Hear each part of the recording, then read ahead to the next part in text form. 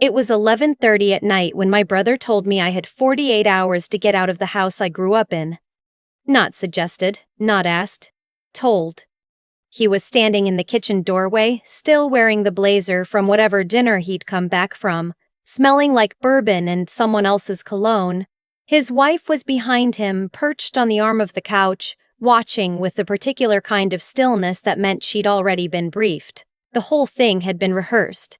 I could tell by how calm he was, by how he didn't even look sorry. "The estate settled 3 weeks ago," he said. "You've had time to make arrangements." I hadn't made arrangements. I hadn't made arrangements because 3 weeks ago I was still driving my mother to her final oncology appointment, still holding her hand in the hospital parking lot, still trying to figure out how someone who filled every room she walked into could suddenly need so little space. I told him that. He told me grief had a timeline and so did real estate. My brother's name is Whitfield. People call him Whit. My parents named him after some ancestor who came over on a boat and probably didn't deserve the honor either. He is 4 years older than me, built like a man who plays squash twice a week and wants you to know it. And he has moved through his entire life under the assumption that the best things in any room naturally belong to him. Our parents' estate was not complicated on paper. My father died 8 years ago. My mother passed 6 weeks before that night in the kitchen. The will, which my father had written and my mother had never updated, left a family home in Connecticut to Whit and a commercial property in eastern Pennsylvania to me. The home was a 4-bedroom colonial on 2 acres with original hardwood floors and a renovated kitchen my mother had spent 14 months obsessing over. The commercial property was a cement block building in a small industrial town that had been sitting empty since the company that leased it relocated to Ohio in 2019. Whit got the asset, I got the liability. I wasn't surprised. I had spent 31 years watching my father operate on the assumption that his son would carry the family name somewhere worth carrying, and his daughter would marry someone who would take care of her. My father was not cruel about it. He was just certain. That kind of certainty doesn't leave much room for revision. What surprised me was Whit's wife. Her name is Courtney, and she has the cheerful, relentless energy of someone who treats every social interaction like a performance review. She was the one who had called the estate attorney. She was the one who had flagged the 48-hour window. When I looked at her that night across the living room, she gave me a small, sympathetic smile, the kind that means nothing personal, but also very personal. "You can take whatever's in your bedroom," Whit said, "and the car in the driveway. Mom put that in your name already." "Where am I supposed to go, Whit?" He looked at me the way men like him look at problems they consider beneath them. "You have the property in Darrow. There's a building on it." "There's nothing in it." "Then at least you'll have space." I drove to Darrow, Pennsylvania at 2 in the morning with everything I owned in the back of a 7-year-old Subaru and no plan that extended past the next 6 hours. The GPS took me off the highway and down 2 miles of county road before depositing me in front of a squat, windowless building that looked like it had been designed by someone who had given up halfway through. A rusted padlock on the front door, a weedy gravel lot, a utility box on the side wall with a red sticker on it that I was too tired to read. I sat in the car for a while. I thought about calling my college roommate Simone, who lived outside Philadelphia and would have answered on the second ring. I thought about a lot of things. Then I got out of the car, because sitting in it wasn't going to change anything, and I walked to the front door and used the key the estate attorney had mailed me. The inside smelled like concrete and old metal and something faintly chemical that I couldn't identify. The lights worked, barely, a row of fluorescents along the ceiling, 2 of them dead, 2 of them buzzing with the kind of energy that makes you think of insect wings. It was a single, large space, maybe 8,000 square feet, with bare block walls and an unfinished floor and a second-story loft that ran along the back wall. A bathroom in the far corner. A utility closet. A loading door on the east side, padlocked from the inside. I spread my coat on the floor near the utility closet, which was the warmest corner I could find. I lay down. I did not sleep for a long time. In the morning, I drove to a gas station 2 miles down the road and got coffee and a breakfast sandwich and sat in the parking lot, trying to think practically. I had $11,000 in savings. I had a commercial property I had no use for. I had a job. I was a mid-level accountant at a regional firm in Hartford, fully remote, and I had a car and no fixed address, and a brother who had just demonstrated very clearly that the word family did not mean what I had always assumed it meant. I drove back to the building. I walked every inch of it in daylight. That was when I found the utility bill. It was in the lockbox by the front door, tucked behind the lease termination paperwork from 2019. A current bill, forwarded from the estate, apparently, stamped with the date from 2 weeks prior. The building had been sitting empty for nearly 6 years. The bill was for $412. $412 of electricity for an empty building. I stood in the doorway for a long time reading it. Then I read it again. The lights, the fluorescence. That would be maybe $20 a month. The security panel by the door, if it was active, another few dollars. There was nothing else in the space, nothing visible. I am an accountant. I don't get dramatic about numbers, but a number that doesn't fit its context is a problem that needs a source, and this number did not fit. I started at the utility closet and worked my way out. I checked every outlet, every panel, every conduit I could see. The main electrical panel was in the back corner, and when I opened it, I found something I hadn't expected. A secondary breaker labeled in faded marker, connected to a line that ran east along the ceiling and then dropped behind the loft wall. The loft wall? I had walked up to the loft the night before. It was empty. Bare plywood floor, bare wall, a railing that wobbled when I touched it. But I hadn't paid attention to the wall itself. I went back up the stairs and looked at it properly in the daylight.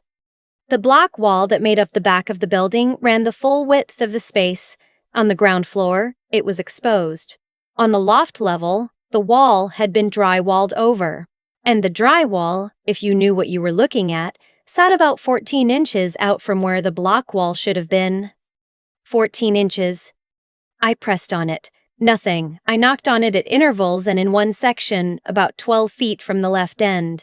It sounded different, hollow in a way the rest didn't. I went back to the car and got the tire iron. I want to be clear about what I was thinking in that moment.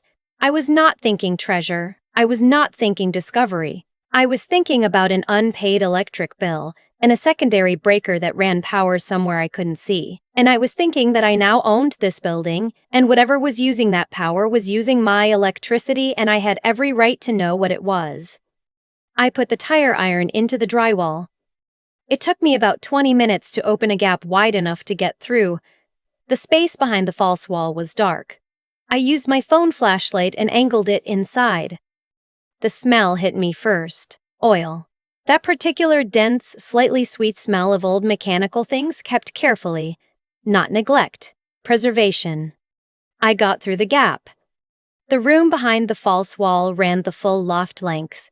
40 feet, maybe 45, with a low ceiling and a sealed climate system that clicked on when I moved past a sensor near the door. Wall-mounted lighting came up automatically. Warm, directional, the kind they use in galleries. And in that light, under fitted covers, I counted 12 vehicles. I didn't know what they were, not immediately, not all of them. I'm not a car person.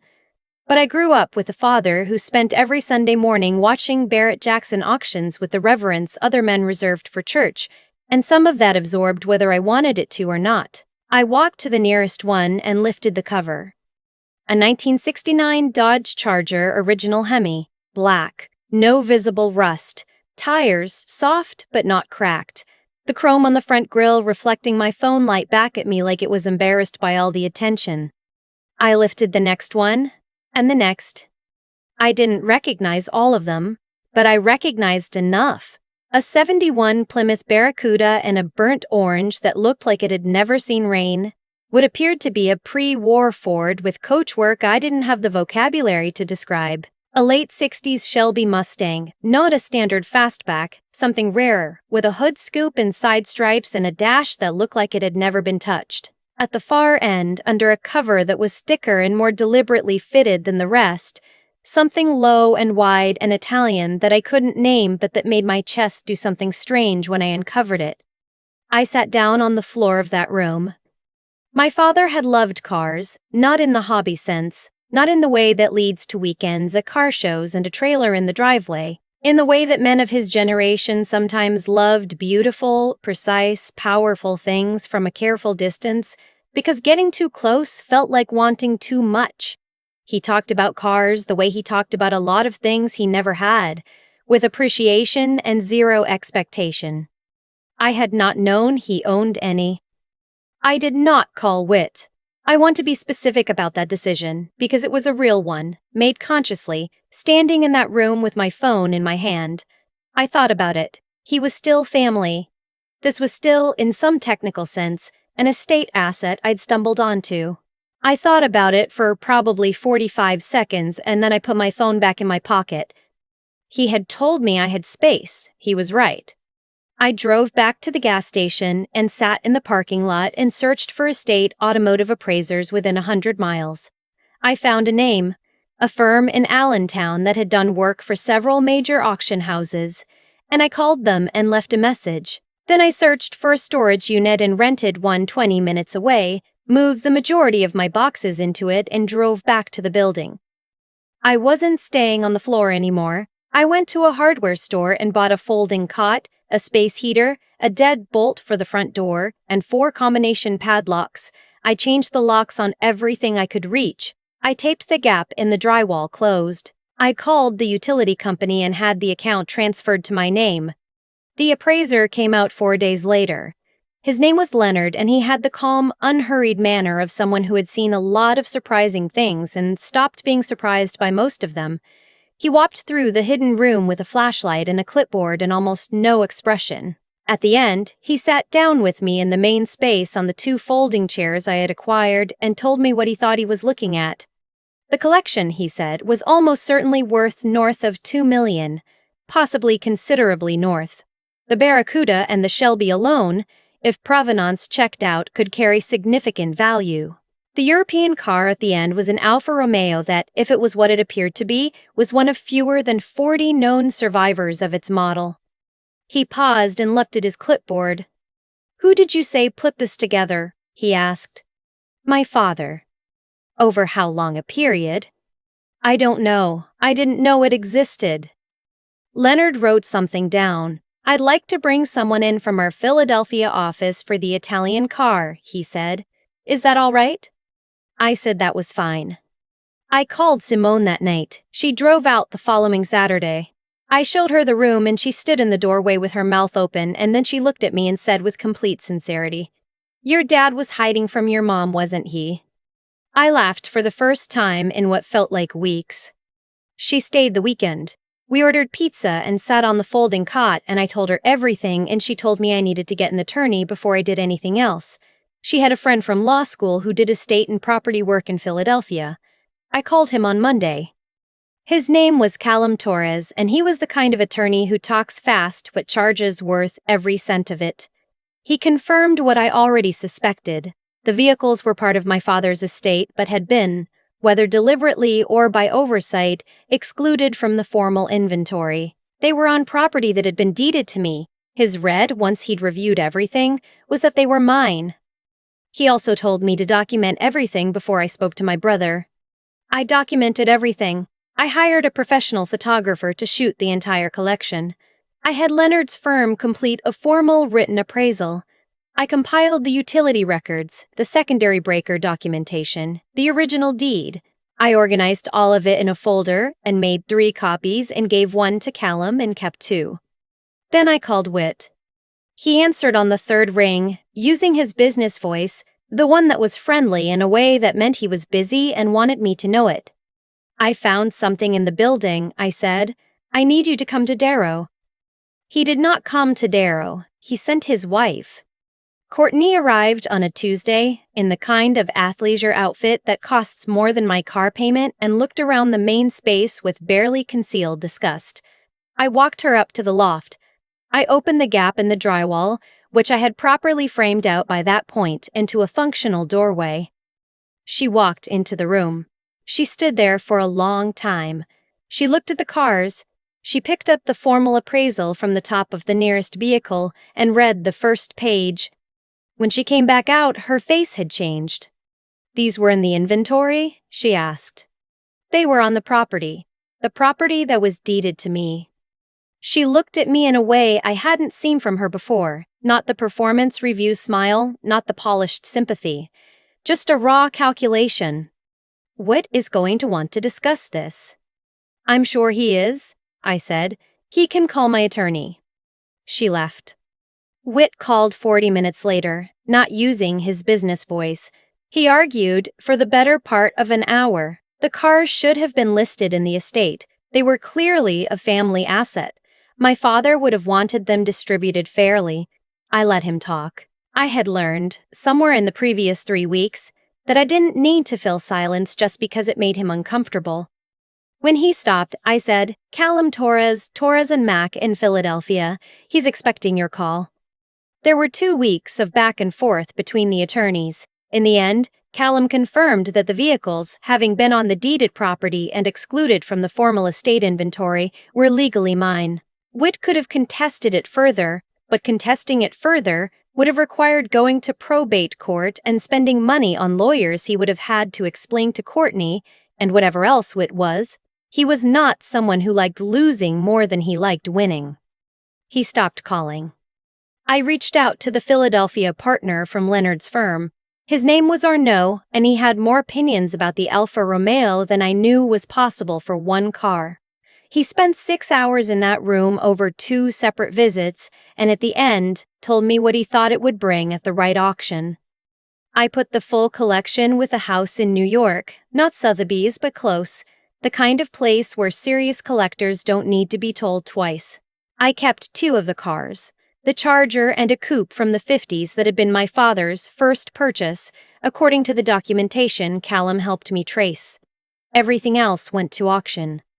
The Alfa Romeo alone brought $460,000. The full collection cleared $2.3 million after fees. I sat in my car in the parking garage after the auction and looked at the wire transfer confirmation on my phone for a long time. $2.3 million. From a building I had been handed as a consolation prize. From a secret my father had kept in a room behind a false wall connected to a secondary breaker, quietly drawing $400 of electricity a month for reasons he had apparently never explained to anyone. I thought about my father, about the way he used to watch those auction shows on Sunday mornings, about the way he never talked about wanting things, only about things that were worth wanting.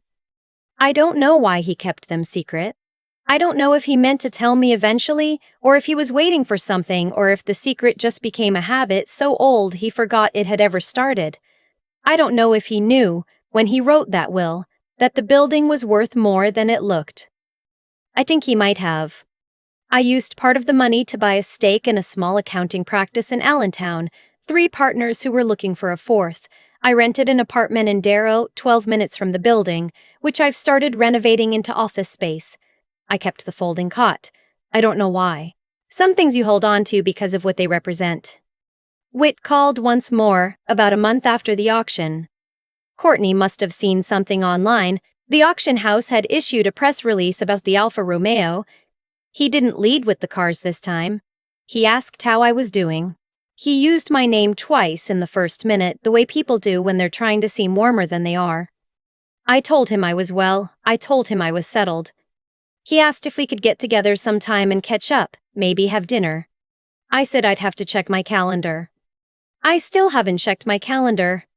The building in Darrow has good bones. The block walls are solid, the roof is new, and there's a loft space with 40 feet of running room and better light than you'd expect from a building that spent 20 years being nothing. I've taken down the false wall entirely. Whatever was hidden there has been found, and the room doesn't need to hold secrets anymore. My father spent a lifetime believing the best things quietly accumulate in the hands of people who know what to do with them. He gave his son the house with the renovated kitchen and the original hardwood floors. He gave me a padlock, a utility bill, and a question I had to answer myself. I think he knew which one of us would actually look. I still think about that folding cot sometimes. The way the space heater clicked on and off through the night. The smell of concrete and old oil.